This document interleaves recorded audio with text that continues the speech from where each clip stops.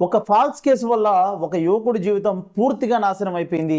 ఆ యువకుడు 20 సంవత్సరాలు తను చెయ్యని తప్పుకి జైల్లో శిక్ష అనుభవించాడు. అదేవిధంగా తన తల్లిదండ్రుల్ని కోల్పోయాడు, తన బంధుమిత్రుల్ని కోల్పోయాడు, తను పెళ్లి చేసుకోలేకపోయాడు. ఇదంతటికీ కారణం ఏంటంటే ఆ అమ్మాయి పెట్టిన ఒకే ఒక్క ఫాల్స్ కేసు అనమాట. చూశారు కదా, ఈరోజు ఆడపిల్లల చేతిలో రాజ్యాంగం ఉంది, అదేవిధంగా వాళ్ళ చేతిలో పవర్ ఉందని చెప్పేసి ఇటువంటి దొంగ కేసులు పెట్టడం వల్ల ఎంతోమంది మగవాళ్ళ జీవితాలు అయితే నాశనం అయిపోతున్నాయి. అదేవిధంగా పోలీస్ శాఖ కానీ న్యాయస్థానం కానీ ఏదైనా ఒక కేసు వచ్చిందంటే ముందుగా పోలీసు వాళ్ళు చేయాల్సిన పని ఏంటంటే ఇది సరైన కేసా లేదా అని ముందు కనీసం కొంచెమైనా విచారణ చేసి దాన్ని అయితే ముందుకు ఫార్వర్డ్ చేయాలి.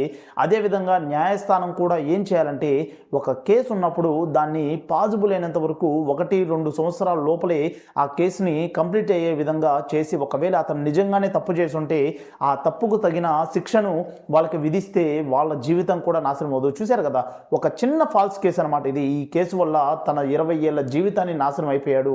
అదేవిధంగా తన తల్లిదండ్రుల్ని కోల్పోయాడంటే దానికి కారణం ఏంటంటే మన దేశంలో న్యాయస్థానం కొంచెం మూవ్ అయినా కానీ చాలా బాగుండేది.